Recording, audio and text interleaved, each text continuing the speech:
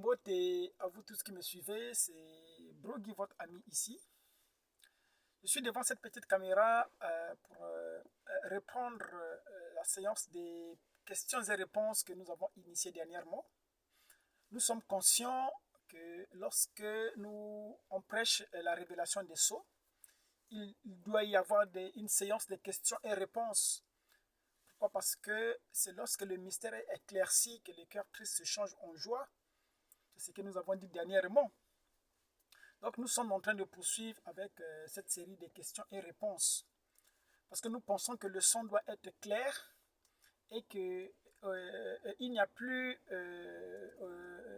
aucune place pour l'ignorance aujourd'hui. Lorsque les sceaux sont révélés, nous savons que tout doit devenir clair. Toutes les questions doivent trouver réponse. Parce que l'ouverture des sceaux signifie que tout ce qui avait été laissé en suspens dans les âges devrait être regroupé et amené à la lumière. C'est pourquoi nous nous efforçons à répondre à ces questions au mieux de notre connaissance. Ceci étant dit, je vais rapidement prendre la deuxième question. Nous sommes restés longtemps sur la première question lors de la dernière séance, où la personne voulait savoir pourquoi nous intégrons dans notre étude aujourd'hui des livres apocryphes. Il avait mentionné le livre de Juste, celui d'Enoch aussi, et nous nous sommes basés sur les Saintes Écritures dans 1 Samuel, et puis dans le livre de Josué, où les Écritures posent la question, n'est-il pas écrit dans le livre du Juste? Ça veut dire que ces livres-là ne sont pas nouveaux dans la culture biblique et que les anciens de la Bible avaient accès à ces livres, bien que, effectivement, avec l'arrivée du christianisme, voyez, les concepteurs du christianisme ont voulu écarter ces livres, mais nous savons que lorsque on arrive à l'ouverture des sceaux, les sceaux doivent faire le tour et reprendre tout ce qui avait été laissé en suspens et ramener cela aujourd'hui à la lumière. C'est pourquoi nous, désormais, nous intégrons dans notre démarche la prise en compte de tous ces documents qui avaient été mis de côté par l'Église. Voyez, nous sommes restés longuement là-dessus pour essayer d'éclaircir cela. Aujourd'hui, je vais prendre une seconde question. Nous lisons la question du frère. Brogy, vous faites l'apologie des sceaux aujourd'hui. Est-ce que pourriez-vous faire la différence entre les sceaux contenus dans le livre et les sceaux qui sont au dos du livre? C'est une question assez complexe. Parce que lorsque vous étudiez les sceaux, si vous n'êtes pas assez lucide, vous allez penser qu'il s'agit de 14 sceaux. Parce qu'il y avait des sceaux qui étaient contenus dans le livre et aussi au dos du livre, on parlait de 7 sceaux. Donc les livres étaient scellés de 7 sceaux et au dos du livre, il y avait aussi des sceaux. Nous allons lire le prophète Branham pour nous donner le tampon de ce que nous allons déclarer. Nous lisons dans le premier sceau et nous lisons dans le premier sceau au paragraphe 37. Non, 36.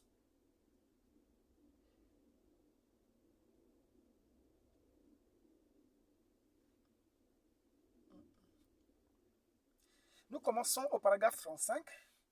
Le livre enroulé et scellé de 7 sceaux est maintenant délié par l'agneau. C'est de cet événement que nous nous approchons ce soir. Que Dieu nous vienne en aide. Tandis que les sceaux sont brisés et le livre délié, les mystères de ce livre sont révélés. Vous voyez que ce livre est un livre scellé. Nous le croyons, n'est-ce pas? Nous croyons que c'est un livre scellé. Nous ne le savions pas auparavant, mais c'est ainsi. Il est scellé de 7 sceaux. c'est-à-dire que le dos du livre est scellé de 7 sceaux. On dit que le livre est scellé de 7 sceaux, c'est-à-dire que le dos du livre est scellé de 7 sceaux. Donc il y a le mystère des sceaux qui sont contenus dans le livre, et nous savons que nous venons, lorsque nous analysons le livre, le dos du livre aussi est scellé de 7 sceaux. Est-ce que cela forme-t-il 14 sceaux? Nous avons dit que non. Il ne s'agit pas de 14 sceaux. Pourquoi? Parce que les sceaux de l'intérieur et les sceaux du dos du livre, voyez, ne sont pas différents. Voyez? Nous avions dernièrement parlé de l'application. Nous avons dit que les sceaux contenus dans le livre, c'est le message de la Bible entière qui est mené à terme. Frère Branham dit dans Celui qui est en vous, paragraphe 24, ici que le message des sceaux, c'est le message de la Bible entière. Il dit que les sceaux terminent le Nouveau Testament et le scellent. Lorsque les sceaux contenus dans le livre sont ouverts, c'est tout le Nouveau Testament qui vient à découvert. Tous les mystères qui étaient contenus dans la Bible viennent à la lumière. Voilà pourquoi on parle des sceaux qui sont dans les livres. Pourquoi? Parce que vous savez que le livre de la rédemption, c'est ce qu'on appelle le Nouveau Testament. C'est ce livre-là qui était scellé de 7 sceaux. Donc les sceaux contenus dans les livres, ce sont les mystères qui avaient été laissés en suspens et qui, à la voix du 7e ange, devraient être amenés à la lumière. Voyez? C'est ça que nous avons qualifié comme étant le message des sceaux. Nous allons lire encore Frère Branham.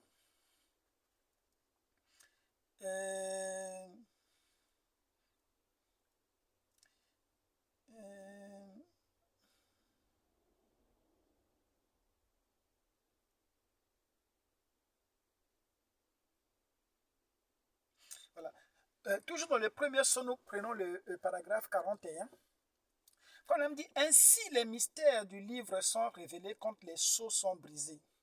Et quand les sceaux sont complètement brisés, le temps de la rédemption est terminé. Parce que l'agneau quitte le lieu d'intercession pour aller prendre possession de ses droits.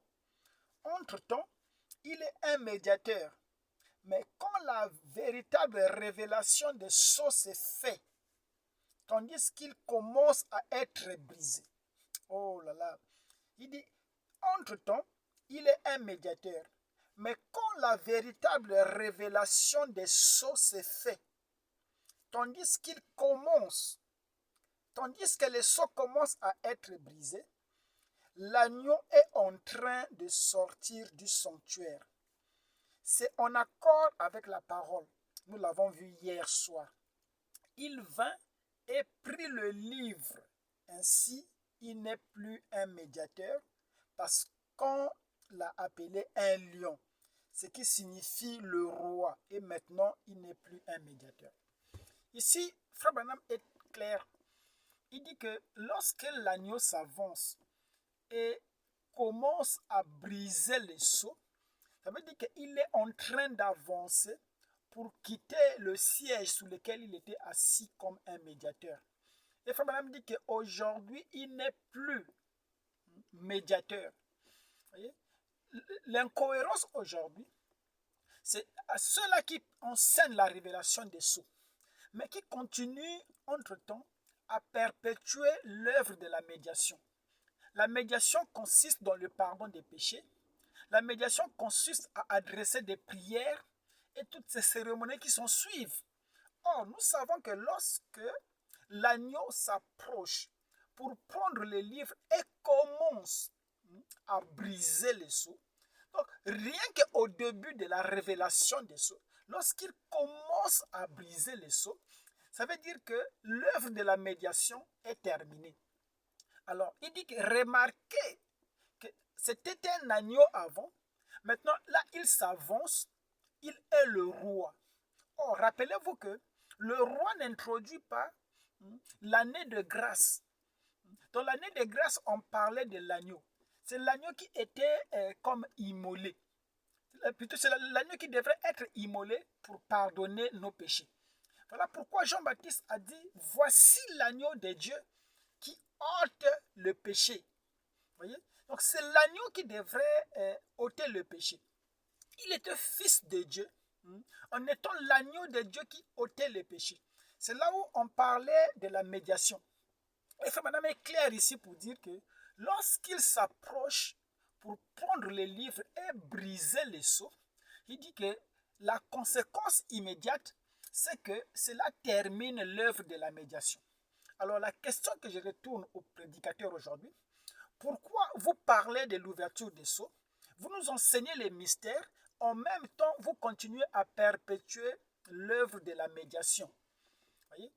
Cela montre que vous ne connaissez pas les conséquences de l'ouverture des sceaux. La dernière fois, j'ai parlé de Ewald Frank dans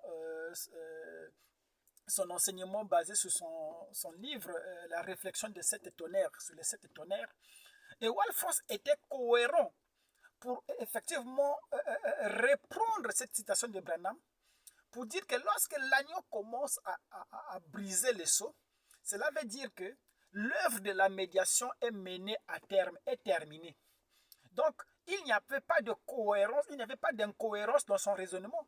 C'est pourquoi d'ailleurs, il continue à évangéliser, il continue à enseigner la grâce, et enseigner le pardon et la repentance, parce qu'il savait que pour lui, les sceaux n'étaient pas encore révélés, et que le jour que les sceaux vont commencer à être révélés, c'est-à-dire le 7e sceau, alors cela terminera effectivement l'œuvre de la rédemption dans son entièreté.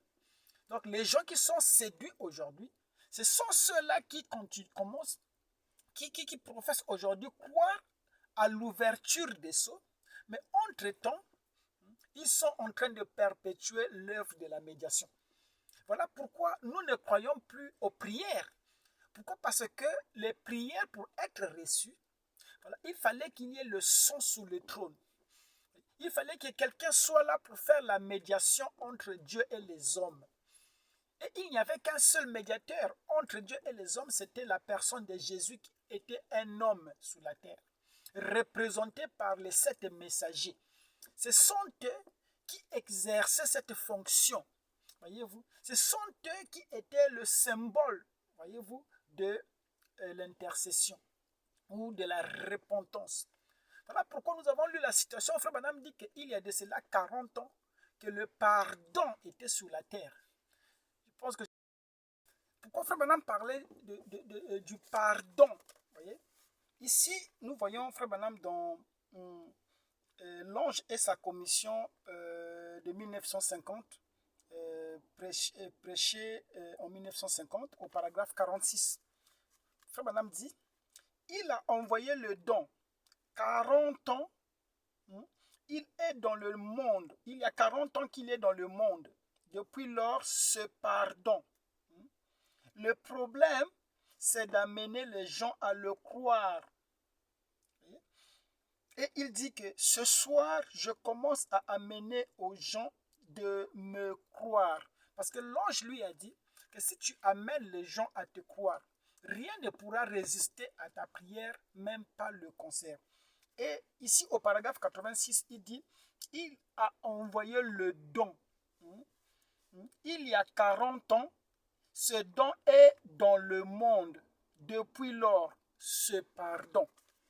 Donc le don qu'il a envoyé, là, il était en 1950. Donc c'est Branham qui avait ramené le pardon pour notre génération. C'était la preuve du sang de Jésus. Voyez?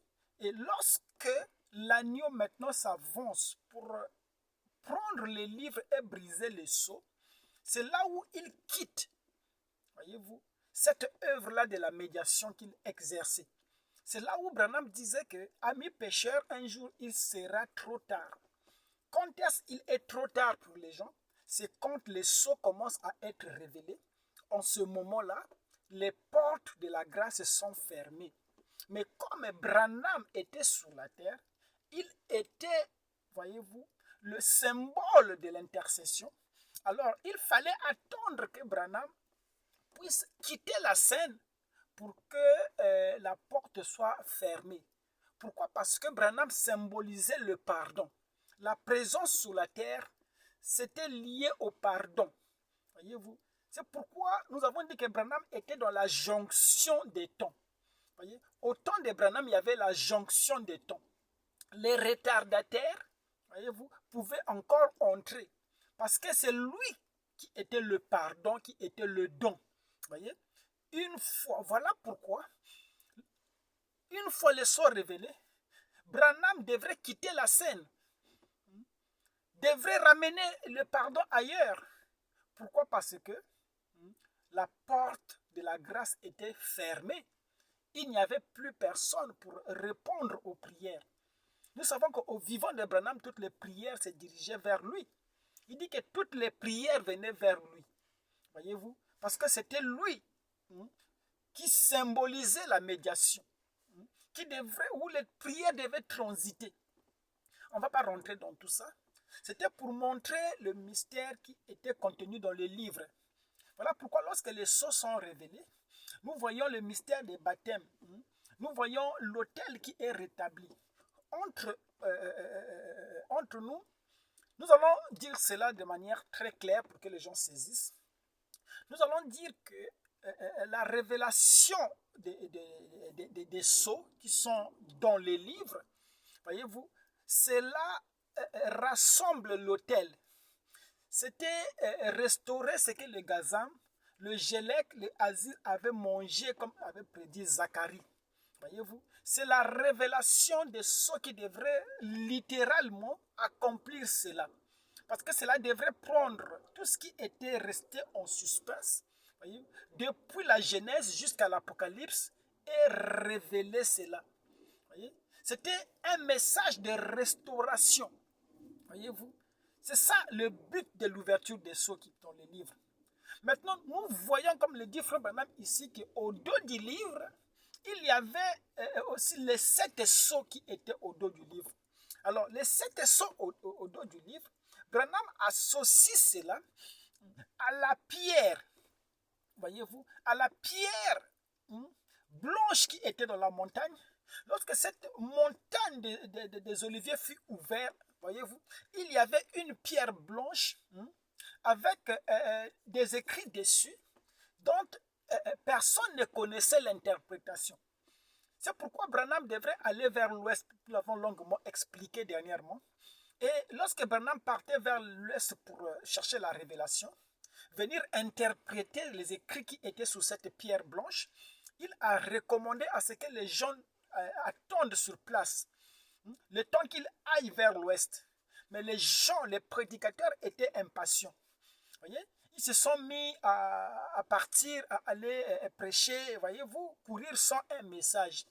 Et lorsque Branham revenait dans la vision, le frère qui l'a vu a dit que frère Branham, vous ne parliez plus comme avant. Voyez, il avait changé de langage. Voyez-vous, c'était une autre fréquence.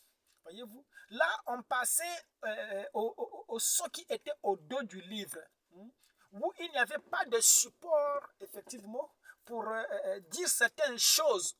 C'était carrément des mystères qui étaient inconnus. Voyez, une écriture qui n'avait pas d'explication, qui n'avait pas d'interprétation. Aucune écriture n'avait parlé de ça au préalable. C'est un mystère nouveau. Il s'agit de mystère caché depuis la fondation du monde. Or, depuis la fondation du monde, on ne parlait que de la vie des élus. C'est pourquoi, au dos du livre, Madame dit qu'il s'agit de nous. Les croyants sont les paroles du livre.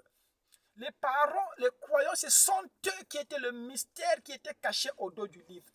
Et c'est eux que la nature réclamait, que la nature soupirait et attendait avec impatience la révélation des fils de Dieu. Donc les fils de Dieu qui étaient les écrits qui étaient sous cette pierre blanche devraient être interprétés aujourd'hui. Or, nous savons que l'interprétation, voyez-vous, de ces écrits-là, c'est une manifestation, c'est une vie vécue. C'est ce qu'on appelait la restitution de l'arbre de l'épouse. Et nous avons longuement expliqué cela, que dans l'Éden, l'arbre de la vie n'était pas expliqué. C'était une vie. Il n'y avait rien d'écrit au sujet de l'arbre de vie. C'est pourquoi nous ne savons pas si l'arbre de vie était mauvaise ou elle était bonne. Parce que la notion du bien et du mal figurait dans l'arbre qui était l'arbre qualifié de la connaissance du bien et du mal. Nous avons dit que cet arbre-là de la connaissance du bien et du mal, qui était la femme, il dit qu'il avait deux branches. Il y avait le bien et le mal. Il y avait Satan et Dieu. Vous voyez? Voilà pourquoi lorsqu'on arrive à l'ouverture des sceaux, cela devrait mener Satan et Christ à terme.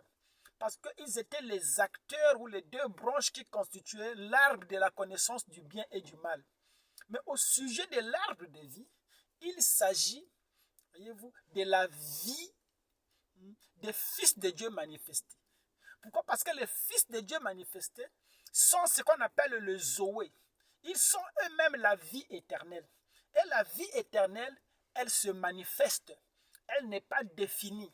Ce n'est pas un dogme qui va définir la vie, le Zoé. Le Zoé n'est pas défini par une loi. Le Zoé est au-delà. Voilà pourquoi, lorsqu'on arrive à cet ordre-là, voyez, Jésus qui était le Zoé, donc une partie de la nouvelle terre, le premier fils de Dieu manifesté, voyez, Jésus disait que le fils de l'homme était maître du sabbat. Voyez, il était au-dessus, voyez-vous, du sabbat. Il était au-dessus de la loi.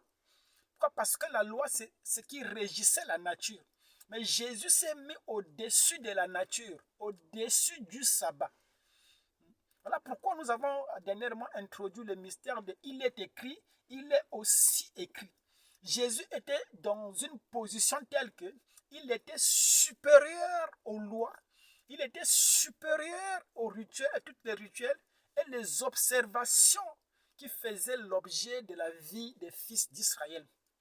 Voilà pourquoi les jours du sabbat, Jésus, voyez-vous, envoyait les disciples de sortir dans les champs, aller dans les plantations, voyez-vous, se servir, voyez-vous. Autrement dit, Jésus a envoyé ses disciples aller voler, voyez.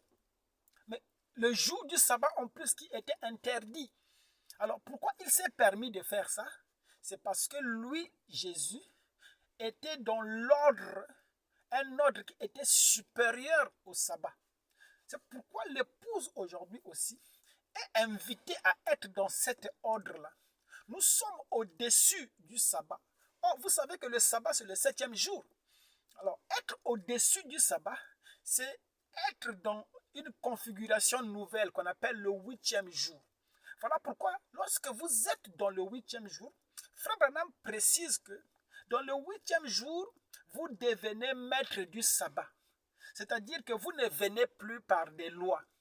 Vous ne dépendez plus des rituels ni des ordres. Là-bas, il n'y a qu'une seule loi.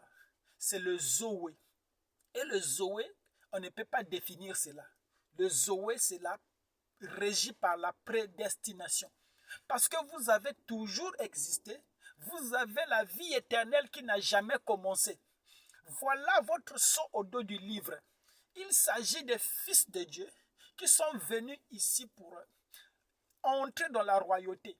Voyez-vous, c'est ce que Frère Branham appelle, que nous avons lu ici, qu'il s'agit de l'ordre du lion. Voyez-vous, ce n'est plus l'agneau, mais ça c'est le lion. Oh, rappelez-vous que lorsque vous rentrez dans l'ordre royal est supérieur à l'ordre sacerdotal.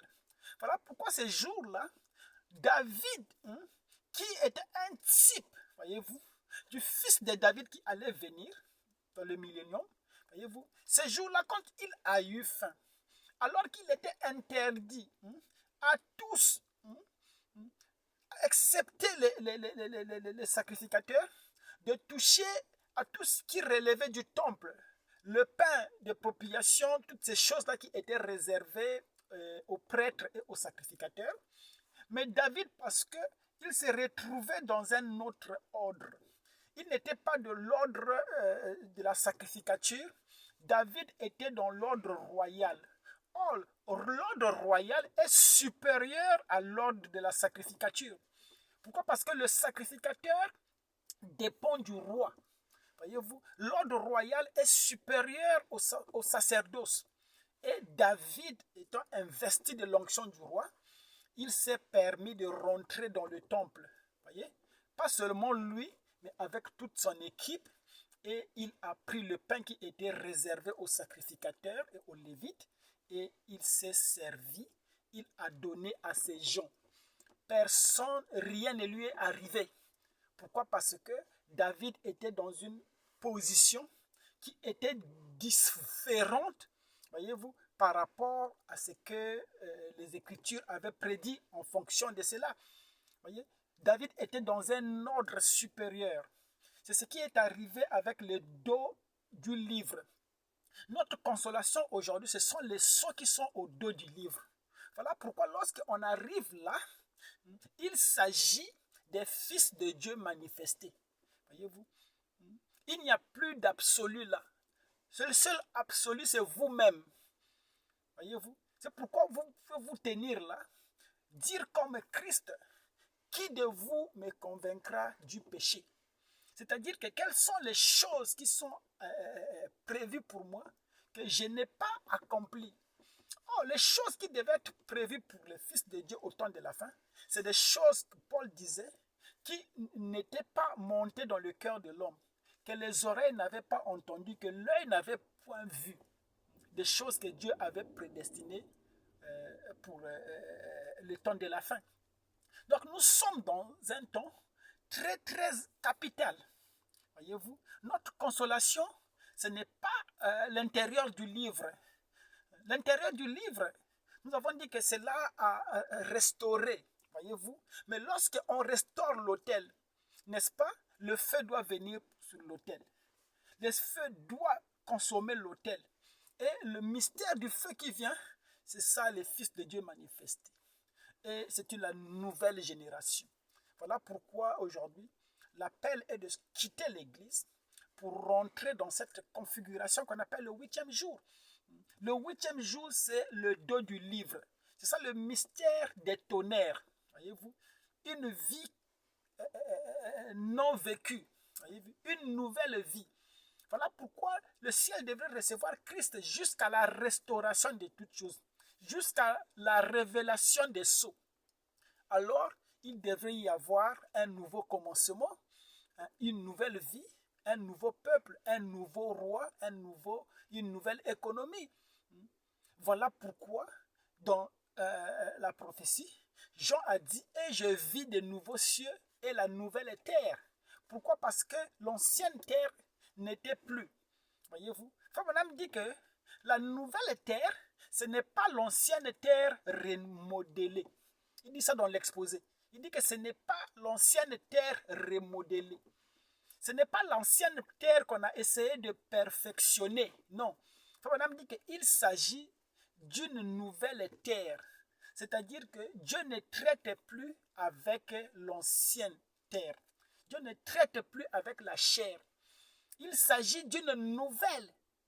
Voyez-vous, quelque chose qui n'avait pas encore existé et qui vient, quelque chose de nouveau. Or, cette chose n'est pas nouvelle. Voyez-vous, Fabanam explique pourquoi on appelle ça une nouvelle chose. On appelle ça une nouvelle chose. Il dit c'est comme un habit qui avait toujours existé, mais dont personne ne s'était servi encore. Voilà pourquoi, lorsque on coupe la montagne, sur les rochers, voyez-vous, blonds, voyez-vous, où étaient inscrits des choses, Fabanam dit que ces rochers n'avaient jamais été en contact avec la lumière. C'est-à-dire que le rocher était plus vieux que la lumière, voyez, plus vieux que le soleil, plus vieux que Christ. C'est pourquoi Christ, c'est notre fils. Voyez-vous? Oh là là. Christ, c'est notre fils. Voyez-vous? Christ ne pouvait pas se tenir devant. Voyez? Pourquoi? Parce que lui-même reconnaissait que le Père est plus grand que moi. Cette inscription-là, ce rocher blanc, ce mystère-là, est plus grand que le mystère de Christ. Voyez-vous? Pourquoi? Parce que Christ a eu un commencement. Christ devrait avoir une fin. Merci, c'était Brogui. Je pense que j'ai essayé d'éclaircir le mystère. Comme vous savez que le mystère, même quand il est révélé, il y a toujours un élément surnaturel. Cet élément-là, il est comblé par ce qu'on appelle la prédestination. Pourquoi? Parce que lorsque nous parlons des choses, voyez-vous, celui qui a la vie écoute, celui qui n'a pas aussi la vie écoute aussi à sa manière. Mais nous croyons que, par rapport à la question du frère, la différence entre les sceaux du livre et du dos du livre, c'est que les sceaux du livre s'agit de tout ce qui était connu de la Bible depuis le commencement.